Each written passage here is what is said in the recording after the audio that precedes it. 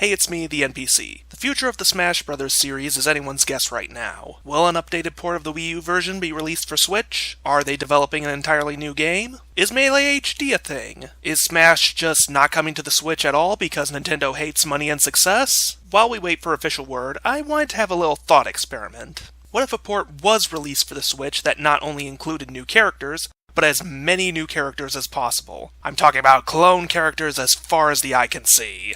Obviously, I don't expect the devs to go that far, but it's still fun to just go through the roster and imagine every possible clone character that could potentially appear in Smash for Switch. Couple of quick rules. I'm only going to be covering characters from franchises that Smash currently has licensing for. However, clones don't need to be from the same franchise as the character they're based on. Assist trophies and the like are not off limits. Let's start with Mario, Luigi, and Dr. Mario. Given that we already have 3 characters in this archetype, I really don't think we need another one. However, the possibilities are there. We could have Baby Mario and/or Baby Luigi, maybe even teamed up in an Ice Climber style. There's also the long-lost Mario cousin, Stanley, from Donkey Kong 3. His bug spray could give him some unique moves, but his obscurity isn't going to make him a high priority. Princess Peach. The obvious pick for this is Princess Daisy, but I'm in the camp that Daisy should have her own moveset to rep either the Mario Party or sports games. There's also the baby version again, because Mario Kart loves spending character slots on those. Bowser. The only option that would have really made sense is Bowser Jr. or one of the Koopalings, but now they have a moveset all their own. There are alternate forms of Bowser out there, like Dry Bowser and Cat Bowser, but I doubt any of them are prominent enough to warrant a slot all their own. Yoshi. Birdo would be a good fit, but they would need to replace the tongue attacks with something new. It's a little added effort, but it would be worth it for a character this recognizable. Rosalina and Luma. Hear me out on this one. What if we had a Rosalina clone that didn't have a Luma and wasn't from the Mario franchise? What I'm suggesting is Gardevoir. This is one of the more popular Pokemon out there, and its psychic powers and posture would line up closely with Rosalina's base moveset. There would have to be a fair amount of reworking and rebalancing with Luma out of the equation, but it could be well worth it. Oh, and there's a baby version of Rosalina out there too, I guess. Great character. Bowser Jr. We already got 8 of these guys. Is there really room for another one? Actually, I think there is. The Koopa car and the assortment of gadgets would be a perfect fit for Dr. Wily. Just tweak a few things and change out some models, and Mega Man's arch-enemy could join the battle. I also considered Dr. Eggman, but the vastly different physiques would require pretty much all of the animations to be reworked, to the point where cloning doesn't save the devs much trouble. Wario. Waluigi, I guess? Wario is a weirdo, and there's pretty much no one else who would animate like him. Donkey Kong. Donkey Kong Jr. Hey, that was easy. Diddy Kong. They could recycle a lot for Dixie Kong, but only so much. Any moves using the tail would need to be replaced, as well as pretty much all of the special moves. It would be more of a Luigi situation than a Dr. Mario one, but still, it's possible and well worth doing with how relevant Dixie Kong has been in the recent years. Mr. Game & Watch. You probably thought I couldn't possibly have a potential clone for Game & Watch, but after digging through the Game & Watch series, I've actually got one. Not a great one, mind you, but it's an option. The Big Bad Wolf from Egg. Of all the characters in the Game & Watch games, he's the only one who would both fit Mr. Game & Watch's moveset and have a unique look of his own. Now, will it ever happen? No, of course not. This is a stupid idea, and I'm an idiot for suggesting it. But hey, I promised every possible clone character, and I meant it. Little Mac. Now, Punch-Out has a lot of potential, as just about any of Mac's rival boxers could make for a good clone character. The only ones I'd really rule out are the ones with vastly different builds from Mac, like King Hippo. Otherwise, take your pick. Narrowing it down to just one, I'd go with Mr. Sandman. He was the final boss in the original arcade and the Wii game, excluding the secret fight with Donkey Kong. With Mike Tyson out of the picture for obvious reasons, Sandman stands as Mac's chief antagonist throughout the series. Another character worth considering is Bald Bull. Along with being one of the most recurring characters in the series, he's also crossed over into Nintendo's arm wrestling arcade game. And for one last mention, Glass Joe. Come on, we could use a Joe character, and Glass Joe is one of the most iconic weaklings in gaming history. It would be hilarious to see him thrown into the tornado of madness that is Smash. Link and Toon Link. There's actually a lot of demand to bring young Link back to the roster, even though Toon Link is functionally the same character. Still, judging from what I saw in the polls, he must have had a decent spot on the official ballot. Given how easy he would be to make and how many fans would be made happy by it, I think he has a good shot at a return. There's also various other versions of Link, but any of them that would fit the clone build would probably fit more as an alternate costume than a full-on character. Zelda. Toon Zelda was already planned for Brawl, and we could use another character from the Toon side of the Zelda universe. Plus, with transformations being a thing of the past, introducing Toon Zelda as her own character now would be a lot easier. Speaking of which, Sheik. Toon Sheik was also planned for Brawl, but I think this was only on the table because it felt like a necessity at the time. Can't have Toon Zelda in Smash without Toon Sheik, right? Well, that's no longer true, and I think the concept of Toon Sheik is going to be left as a conceptual oddity. Toon Sheik doesn't actually exist, and there's no real reason left for Smash to invent her themselves. Maybe Tetra, but that just doesn't sound like a good fit to me. Captain Falcon and Ganondorf. I'm a big supporter of the idea of giving Ganondorf a new moveset of his own and using his old moveset for Black Shadow. However, that's not the same as what we're talking about here, and the time just doesn't seem right to implement this now.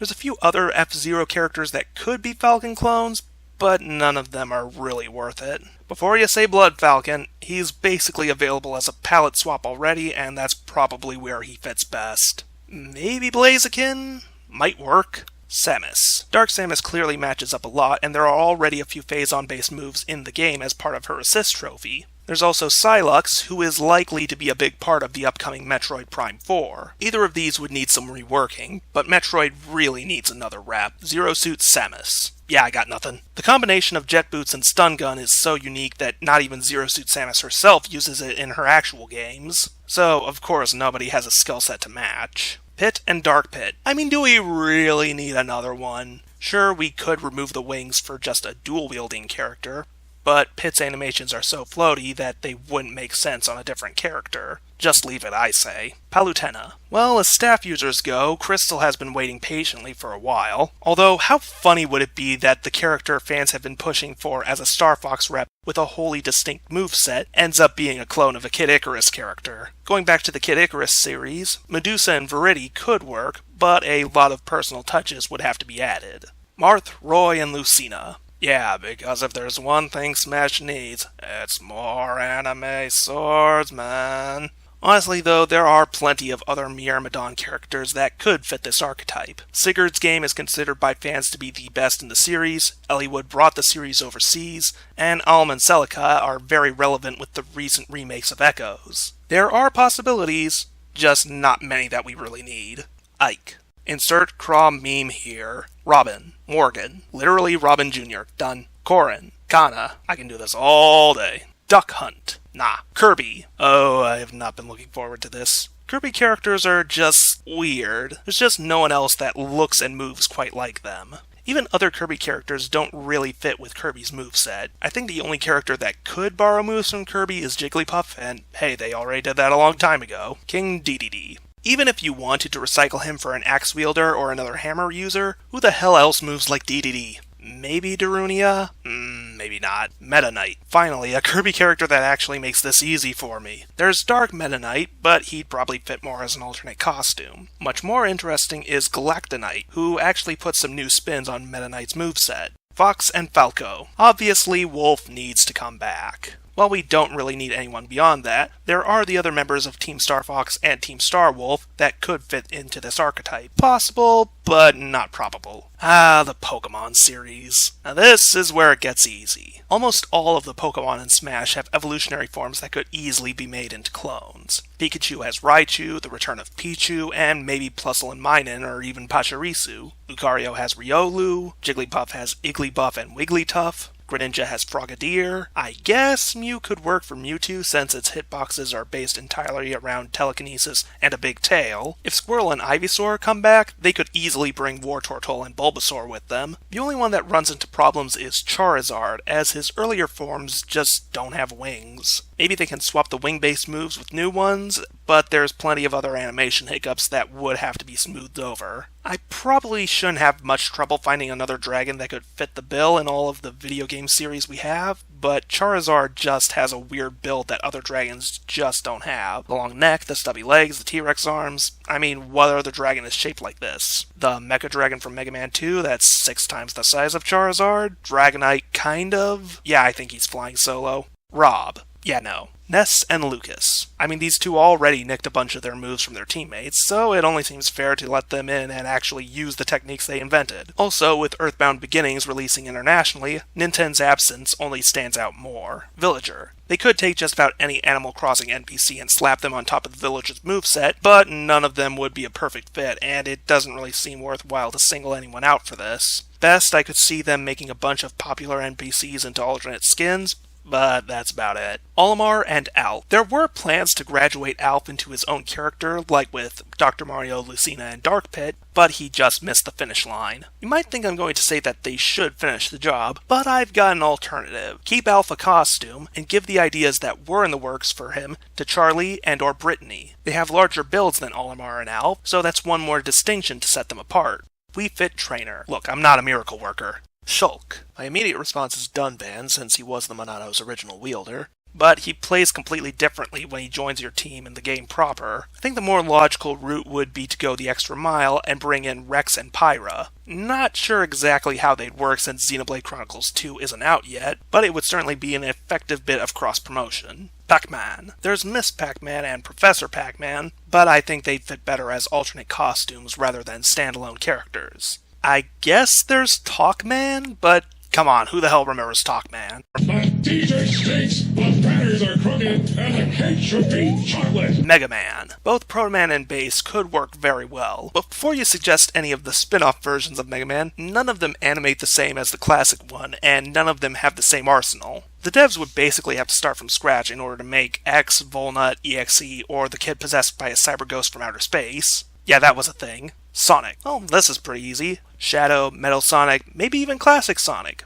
Plenty of good options here. Ryu. Oh, you want to talk clone characters? Street Fighter wrote the book on clone characters. Ryu has so many clones available that he's considered his own genre of character. Ken, Akuma, Sakura, Dan, Sean, Goken, Evil Ryu, Violent Ken, Shin Akuma, Oni, and that's not even including the semi-Shotos. You can make an entire fighting game out of Shoto clones alone. Now, at most, we could only see 1 or 2 actually make it to Smash, and it's easy to guess who would be the top priorities. Ken has been with the Street Fighter series from the start and never left. And Akuma? Akuma just plain sells games. Look at his resume. Dude gets around. Cloud. The obvious choice is Zack, but I'm not sure if he's the right pick. Yeah, he gave Cloud his iconic sword, but he's not nearly as recognizable as other members of Final Fantasy VII's cast. Putting Zack in Smash's roster before Sephiroth, Tifa, or Barrett would be like if Rosalina got in before Luigi. Honestly, I think a more interesting option would be Squall. He's a main character, his style is very close to Cloud,